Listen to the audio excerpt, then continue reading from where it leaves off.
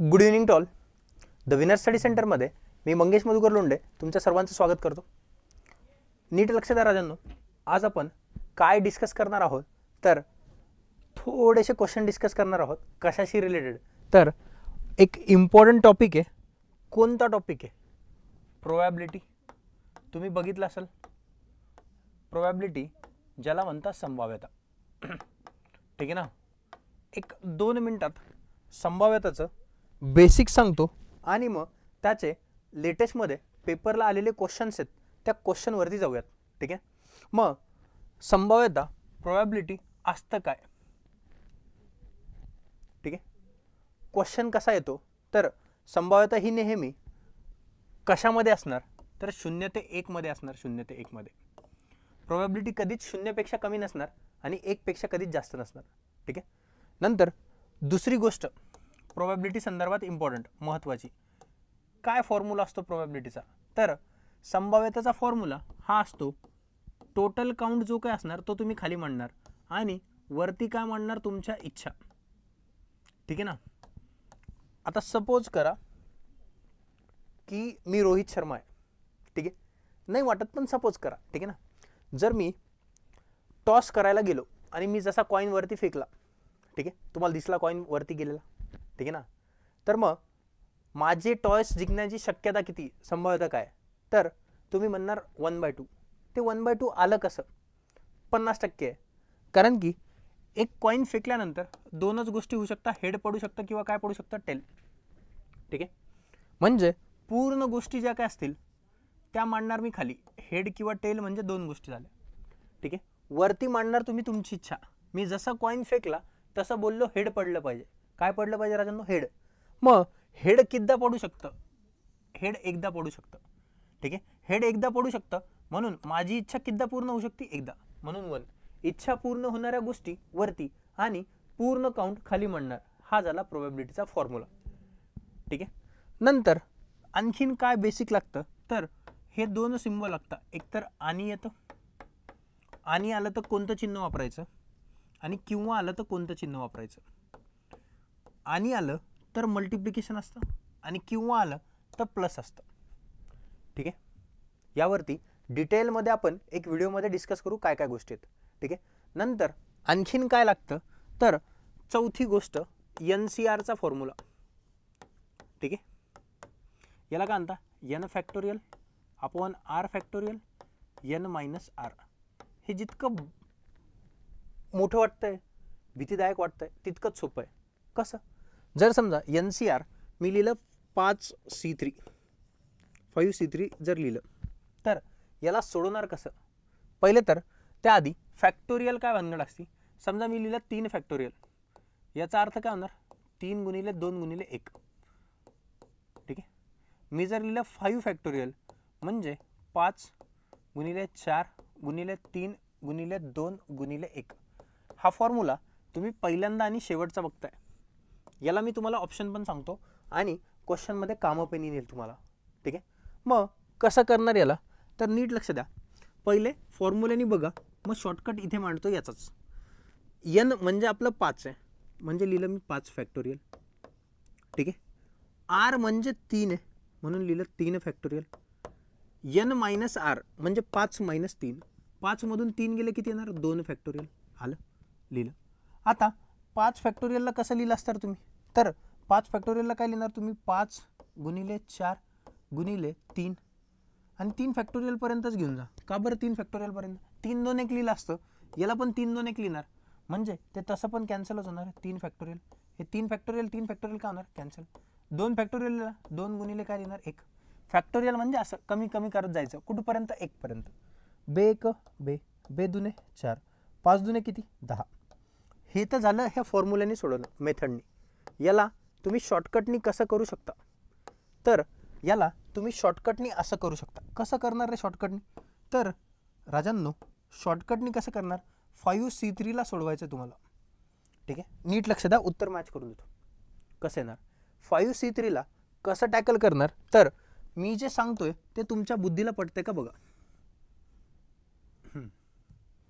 कसं तर बघा, 5ला 3दा कमी करणार. 3दाच का बरं? कारण की इथं 3 लिहिलंय म्हणून.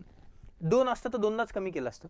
5ला 3दा कमी म्हणजे काय, 5 गुणिले 4 गुणिले 3, 3 पर्यंत घेऊन आलो. ठीक आहे. 4 असतं तर 4 पर्यंत घेऊन आलो असतो, म्हणजे 4दा कमी केलं असतं. ठीक आहे, आलं लक्षात. 2 असतं तर 2दा, 10 C2 असतं, 10 C2 असतं तर 10 गुणिले काय लिहिलं असतं, 9च. ठीक आहे. आता आणि जो नंबर खाली असेल त्याला 1 पर्यंत घेऊन जाणार. 3 2 1 लिहिलं.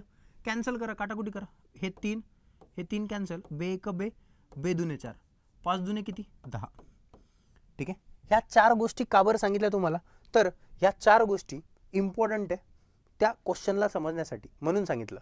ठीक आहे. प्रोबॅबिलिटी ही नेहमी, संभाव्यता ही नेहमी 0 ते 1 मध्ये लाय करणार. नंतर NCRचा एक फॉर्म्युला सांगितला, त्याला ऑप्शननी कसं करायचं, शॉर्टकटनी कसं करायचं ते सांगितलं. आणखीन एक सांगून देतो इथंच, किंवा पुढच्या पेजवरती सांगतो. कसं, नीट लक्ष द्या. 10 C2 असतं, त्याला काय केलं असतं, C2 म्हणजे 2, 2 म्हणजे 2दा कमी करणार 10ला, 2दा कमी म्हणजे कसं 10 × 9. भागाकारात काय लिहिणार, ह्या 2ला 1 पर्यंत घेऊन जाणार. 2 गुणिले काय करणार, 1 लिहिलं. बे 1 बे, बे 5 10, 5 ना मग किती येणार, 45. हे झालं त्याचं उत्तर. तो NCRचा फॉर्म्युला वापरायची गरज नाही. ठीक आहे. आता या क्वेश्चनवरती याची मजा खरंच कुठं वापरायची, किंवा संभाव्यताचे क्वेश्चन कसे येतात. ठीक आहे. बघा, संभाव्यताचे क्वेश्चन कसे येणार रे. संभाव्यताचे क्वेश्चन बघा, एका पिशवीत 5 लाल 3 हिरवे 2 निळे चेंडू आहेत. अनुमान दबक्याने, आयोगाचा शब्द, किंवा त्याला यादीकृच्छिकपणे म्हणता, रॅन्डमली अर्थ होत त्याचा. ठीक आहे. तर याला जर बाहेर काढले, 3 चेंडू बाहेर काढले तर 2 लाल आणि 1 हिरवा भेटण्याची संभाव्यता काय, असा काहीतरी क्वेश्चन असेल. चेंडूवरचा क्वेश्चन. समितीवरचा क्वेश्चन कसा, एका समितीमध्ये 10 पुरुष आणि 3 स्त्री आहेत. समितीचे प्रतिनिधी म्हणून 3 व्यक्तींची निवड करायची, 2 पुरुष आणि 1 स्त्री निवडण्याची संभाव्यता काय असणार. ठीक आहे. ह्या सगळ्या गोष्टी त्या क्वेश्चनमध्ये येतात, असा क्वेश्चन. आणि याच्यामध्ये 3 पॉईंट्स इम्पॉर्टंट आहे. एक तर कोणतं, समिती, दुसरं कोणतं, चेंडू, आणि तिसरं कोणतं, तर तिसरा जो पॉईंट असणार आहे तो आहे कार्ड्स, पत्ते. 52 पत्त्यांच्या संचातून 2 पत्ते बाहेर काढले असता, दोनही हॉनर कार्ड असण्याची संभाव्यता काय, किंवा फेस कार्ड असण्याची संभाव्यता काय, असा काहीतरी क्वेश्चन ह्या पॉईंट्सवरती येईल. ठीक आहे. म्हणून हे 3ही पॉईंट करणं खूप इम्पॉर्टंट आहे. ठीक आहे. याच्यानंतर यावरती, ह्या टॉपिकवरती आणखीन 2 पॉईंटवरती क्वेश्चन येतो, कॉईन्स, नाण्यावरती, आणि आणखीन कशावरती क्वेश्चन येतो, तर फास्यावरती. ह्या दोन्ही पॉईंटवरती शक्यतो क्वेश्चन बनत नाही. मागच्या खूप सगळ्या वर्षामध्ये यावरती क्वेश्चन कमी बनलेले आहेत. ह्या 3 पॉईंटवरती क्वेश्चन जास्त बनलेले आहेत. ठीक आहे. चला मग आता एका क्वेश्चनला टॅकल करूया. ठीक आहे. क्वेश्चनला टॅकल करण्याआधी तुम्हाला जर हे असे क्वेश्चन आणि असं जर शिकायचं असेल सगळ्या गोष्टी, तर तुम्ही आपली बॅच जॉईन करू शकता. ठीक आहे. हा कॉन्टॅक्ट नंबर आहे 8390889489. ठीक आहे. याच्यावरती तुम्ही गुगल पे करायचे 499 रुपये, आणि तुम्हाला त्याच्याशी काय 499 मध्ये मॅथ्स आणि रिजनिंग, गणित आणि बुद्धिमत्ताची बॅच भेटेल. ठीक आहे. गणिताचा पोर्शन विक्की सर बघतील, आणि रिजनिंगचा पोर्शन जो असेल, बुद्धिमत्ताचा पोर्शन जो असेल तो मी बघेल, आणि नंतर लास्टला मिक्सवाली PDF आम्ही दोघे मिळून सोडून घेऊ. ठीक आहे. मॅथ्स आणि लॉजिकल रिजनिंगचा. ठीक आहे. या बॅचमध्ये तुम्हाला एवढ्या गोष्टी भेटेल. एका 6 महिन्याची बॅच असेल, लाईव्ह प्लस रेकॉर्डेड फॉर्मॅटमध्ये. ठीक आहे. 4 महिने जवळपास त्याच्यात लाईव्ह लेक्चर चालतील. 6 महिन्यापर्यंत तुम्ही बघू शकता. सर्व अपडेटेड कंटेंट असेल त्याच्यात. ठीक आहे. चला मग आता येऊया क्वेश्चनवरती. हा क्वेश्चन बघा. ठीक आहे. एका टोपलीमध्ये 3 निळे, 2 हिरवे आणि 5 लाल चेंडू आहेत. त्यांच्यापैकी कोणतेही 4 चेंडू, किती चेंडू बाहेर काढायचे, 4 चेंडू काढले तर 2 हिरवे आणि 2 निळे असण्याची संभाव्यता काय. इथे कळलं मला संभाव्यता टॉपिकचा क्वेश्चन आहे. ठीक आहे. आणि आलं म्हणजे कोणतं चिन्ह, मल्टिप्लिकेशन, किंवा आलं असतं और आलं असतं तर कोणतं चिन्ह वापरलं असतं, प्लस. ठीक आहे. आता बघा पूर्ण चेंडू बघा ना, 3 आणि 2 5, 5 आणि 5 किती चेंडू झाले रे, 10 चेंडू आहे. पूर्ण गोष्टी खाली मांडणार. संभाव्यताचा फॉर्म्युला आता असं सांगितला, रोहित शर्मावाली कन्सेप्ट. पूर्ण गोष्टी खाली मांडणार, वरती मांडणार इच्छा. ठीक आहे. 10 पैकी किती चेंडू बाहेर काढतोय? 10 कुठून आलं? तर 3, हे 2 आणि हे 5, हे झाले पूर्ण चेंडू 10. ठीक आहे, 10 पैकी 4 चेंडू बाहेर काढतोय म्हणजे 10C4. या पूर्ण गोष्टी मांडल्या, कोणते पण 4 भेटू शकतं बघ. ठीक आहे, वरती मांडणार तुमची इच्छा. इच्छाला आपण पेन चेंज करू. आपली इच्छा म्हणजे सरळ सरळ पेपरची इच्छा, आयोगाची इच्छा असं म्हणू शकता. ठीक आहे, 4 चेंडू बाहेर काढले असतात, 2 हिरवे आणि 2 निळे चेंडू असण्याची संभाव्यता काय? मला सांगा, हिरवे किती चेंडू आहेत? 2, म्हणजे दोन्हीच्या दोन्ही हिरवे भेटले पाहिजे. एवढ्यानेच काम होणार आहे का? नाही. आणि 2 चेंडू निळे भेटले पाहिजे. आणि आलं म्हणजे गुणाकारात चिन्ह लावलं. ठीक आहे, 2 निळे भेटले पाहिजे. निळे चेंडू किती टोटल? 3. या 3 पैकी 2 भेटले पाहिजे, 3C2. बस एवढं सोडणार. तो NCR वाल्याला शॉर्टकट जो सांगितला होता तो वापरणार. कसं? 2C2 म्हणजे 2 गुणिले 1, 2 गुणिले 1 ते काय होणार? कॅन्सल, म्हणजे इथे येणार 1. आलं. 3C2 म्हणजे काय येणार? 3 गुणिले काय येणार? 2, आणि भागाकारात काय येणार? 2 गुणिले 1. आलं, हे लिहून टाकलं. 3ला 2दा कमी, 2दाच का बरं? इथं 2 लिहिलंय.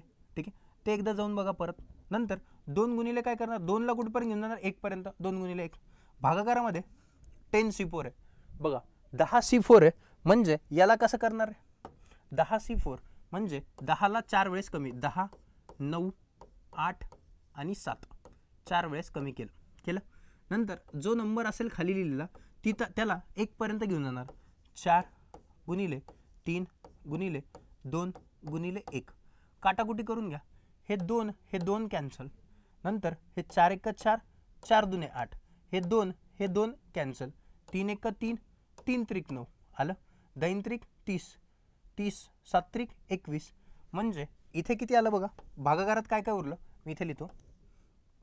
ठीक आहे, 10 उरलं, 9 उरलं, 3 उरलं आणि 7 उरलं.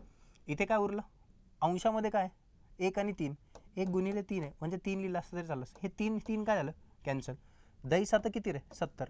70 आलं छेदामध्ये, आणि अंशामध्ये किती येणार? 1. 1/70. ऑप्शन नंबर कोणतं? 2 नंबरचं ऑप्शन. जर तुम्ही ह्या 1/70ला जर सोडवलं असतं तर हे किती भेटणार? पॉईंटमध्ये भेटणार. 0पेक्षा कसं भेटणार? जास्त. 1पेक्षा कसं भेटणार? कमी. ठीक आहे, ही जर तुम्हाला PDF डाउनलोड करायची असेल, ठीक आहे ना, तुम्हाला ही PDF डाउनलोड करायची असेल, ठीक आहे, ह्या क्वेश्चनची, यामध्ये जवळजवळ 15 क्वेश्चन आहेत. ठीक आहे, सगळे इम्पॉर्टंट क्वेश्चन आहे. ही PDF तुम्ही एमर्स बाय मंगेश सर ह्या टेलिग्रामवरती, कशावरती? टेलिग्रामवरती जाऊन डाउनलोड करू शकता. ठीक आहे, ह्या PDF मध्ये असे क्वेश्चन आहेत सगळे. ठीक आहे, पुन्हा एकदा भेटूया अशाच एका नवीन सेशनमध्ये.